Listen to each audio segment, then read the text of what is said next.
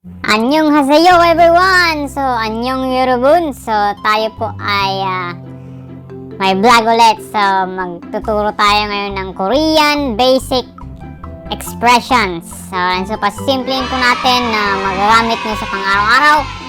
And, napakasimple nito at translate natin sa Tagalog, sa Ilocano at Kankanaoy. Alright, so para hindi po lugi yung mga subscribers ko ng Kankanaoy at Ilocano at mga Tagalog. Kasi po ay may mga nagre-request po kasi nagko-comment na maggumawa daw tayo ng lesson ng Korean. Di po ako magaling mag-Korean pero meron na po akong mga basic na alam. Ayan, so yung gagawin natin yung expressions lang po siya. So, direksyon lang po siyang expressions yung ating papag-aralan. At ito po ay direct to the point lang. Tatranslate lang natin. Magbibigay tayo ng examples. Ano po? Ayan. So, no further ado, tayo ay pumunta sa ating first Korean basic expression. Let's go! Alright guys, so ang first nating basic expression ay ito. Ayan. Pop mo gustoyo? Alright, yan po yung Korean nating papag-aralan. At ang category natin ngayon sa ating papag-aralan ay sa food. Bakit po sa food? Sapagkat ang mga Pilipino po ay mahilig sa pagkain. Kaya yan po yung pinili ko para magamit po natin sa everyday nating pamumuhay. Mas madaling ma-memorize, mas madali siyang gamitin, at mas frequent mo siyang ginagamit, mas nagre-retain siya sa iyong isip, at mas madali siyang matutunan. Okay po? Alright, so saka bakit pagkain? Sapagkat ang Pilipino kain ng kain yan. Ano po? Kaya nga ganyang kataba ngayon. Ayan, so kain ng Pilipino, kaya tumataba yung mga Pilipino. Ano? Kaya tignan mo yung sarili mo. Alam mo na bakit, kasi kain ka na. Kung may umbok dyan sa tiyan mo, tignan mo nga. May umbok, no? O yan. Yan kasi kain ka ng kain. Ano? Joke lang. Ayan, so pagkain po, pop mo gustoyo? Ayan po, yung papag-aralan natin. So, translation niya sa Tagalog. Kumain ka na ba? Yan. So, madalas natin siyang magagamit kasi ito ay tanong kung kumain na yung kasama mo sa bahay, o kaibigan mo, o girlfriend mo, o jowa mo. Ayan. So, napakadali siyang gamitin. Sa kapamilya natin, pwede natin siyang gamitin. So, kumain ka na ba? O, pop mo gustoyo? Ayan. Sa Ilocano, ano sa Ilocano? Ayan. Pero kakaiba sa Ilocano Dito tayo talaga pero sa mga hindi nakakaintindi, sorry na lang. Pero sa Ilocano talaga, iba talaga alam mo yung bang translation sa Ilocano, iba Ito siya. Oh, naangkan. Napsugkam ulang. Kinan mo sa mo amin, hindi sila. Awan sa mo yung bati mo. Katin sa mo dyan kaldero, kinam mo. Ang ibati ka ko, nabisbisin na, kasangsangkot ko. Sumangputak, awana hindi makana Ay, una yun, Sika ko man, tinapan nagtrabaho. Sakti, nabamban ko. Sumangputak, awag pala makan. Kinan mo ka amin ay nakarawrawat ka nga talaga. Yan sa Ilocano talaga. Ilocano, iba yung expression ng Ilocano, mahaba pa Pop mo gustoyo, kumain ka na ba? Sa Ilocano, mahaba talaga sa Kankanaoy, napakasimple lang. Nangilabang kan? Kasi lang. At nakakasi na po yun. Kasi lang ti Kankanaoy. So, pop mo gustoyo? Kumain ka na ba? Sa Ilocano, mawanon. Tingnan mo kami yun nga, mawanon. Ang gagawin natin ngayon, papag-aralan natin siya ng mabuti. At word by word tayo. Okay? Totoo yan. Para mas in detail tayo. Wala lang yan. Ay, ito. Pop mo gustoyo? Ayan. So, sa romanization niya, makikita nyo dyan, sa romanization niya, merong E sa mo gustoyo. Ayan. So, So, pag nagbabasa kayo ng romanization, ay palagi yung last letter ang basahin ninyo. Kasi pag sinulat mo kasi sa romanization yan, meron yung pag pop mogos sa'yo, hindi po yan pop ay, paano ba yan?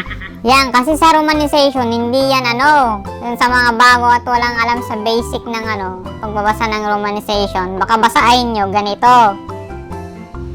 Pop, myo, gyo, se, toyo. Kasi binasa mo lahat, pati yung i.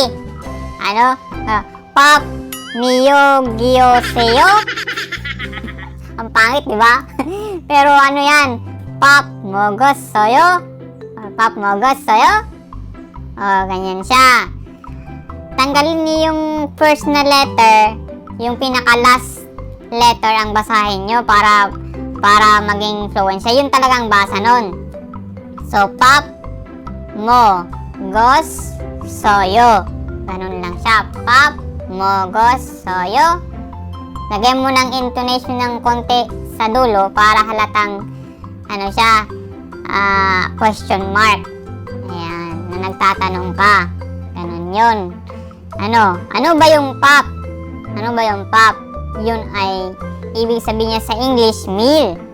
Or, literally, yun ay rice. Pop. Rice yun, literally. Pero, yun ay meal yun.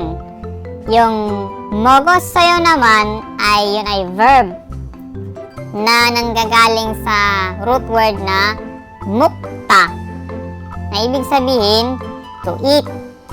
Ayan, to eat, mukta. Pero sa expressions niya, pag sinalita mo siya, madadagdagan siya ng o soyo. Ayan, kasi past tense siya. Mogos soyo, madadagdagan siya ng slash o soyo. So malalim na yon, pero hayaan nyo na yon. Lang yun, past tense, future tense, at saka present tense. Iba na naman pag-aaralan yun. Pero as simple as yung translation natin kanina, ganyan siya. Kumain ka na ba? Ay, nangangkan. O, nangarsab kan. Ganyan. So, ganun lang siya kasimple. Ayan. So, mukta, verb. Mogos, soyo. Ganyan siya. So, ulitin nga natin. Pop, rice, mogos, soyo. Kumain ka na ba ng rice? Kumain ka na ba ng meal? Ganyan siya. So, pop, mogos, soyo. Ulit. Pop, mogos, soyo. Isa pa. Pop, mogos, soyo.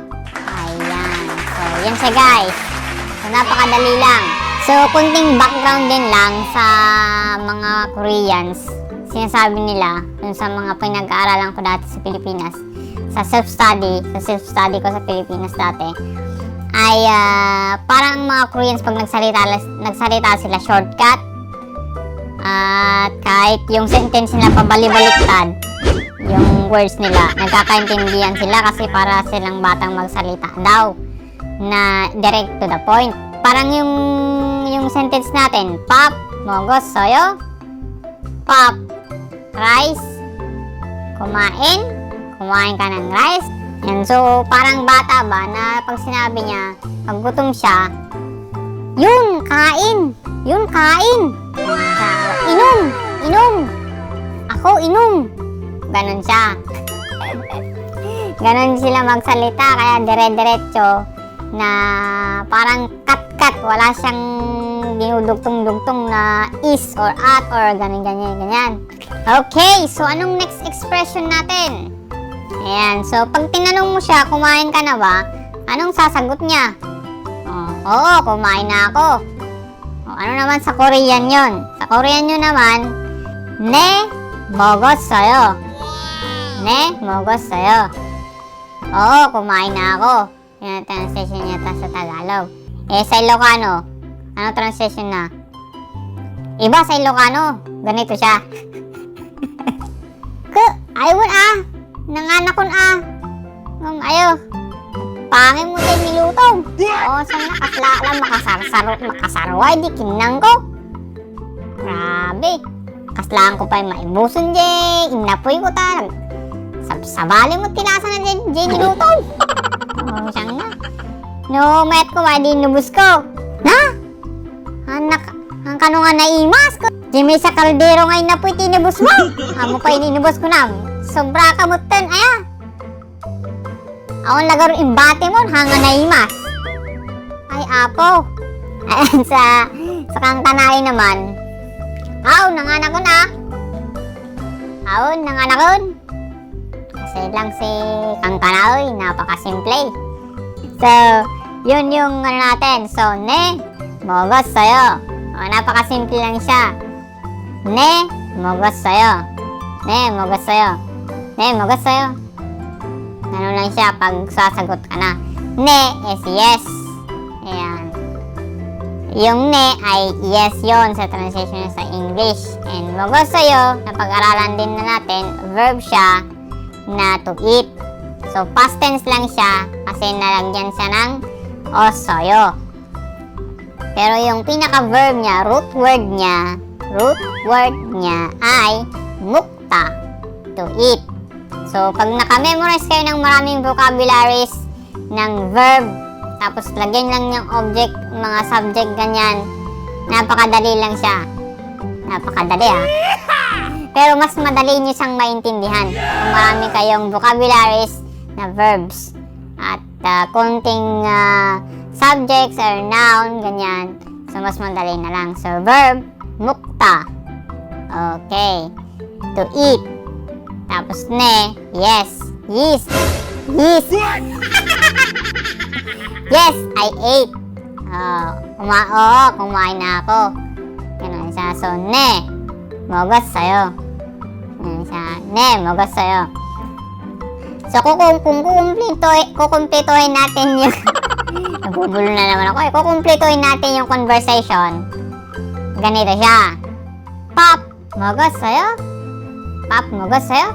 Or pop, mogos sa'yo? Pop, mogos sa'yo?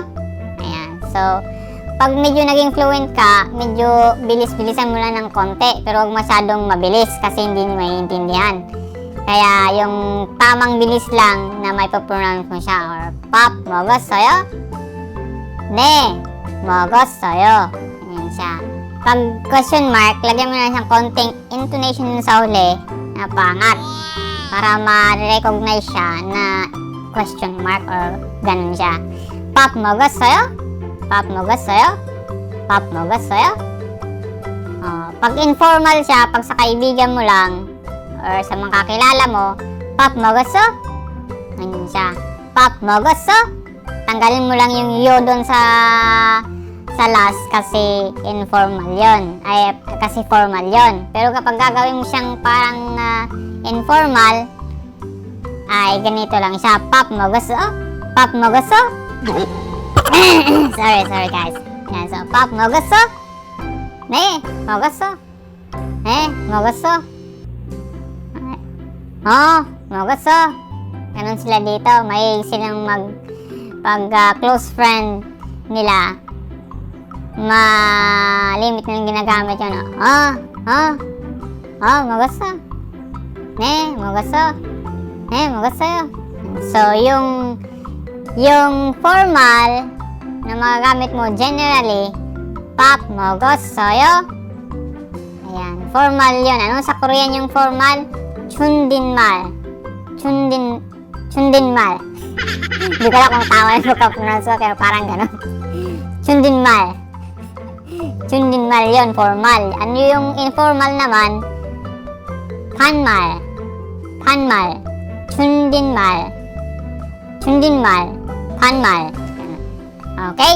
So, I hope na mayroon na kayo natutunan, guys. And, yan yung expressions natin. Last review. Kumain ka na ba? Pop, mogos soyo? Ne, mogos soyo. Pop, mogos soyo?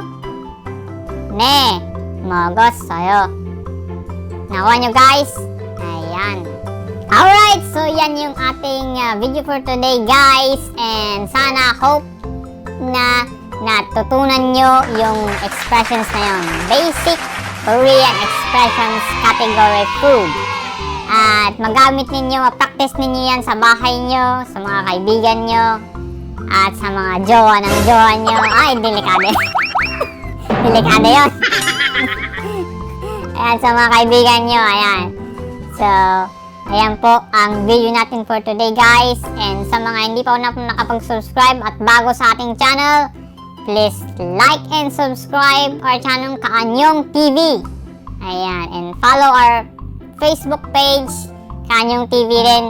Nakalink po sa description sa ibaba. And see you to the next vlog. 다음에 봐요. 안녕.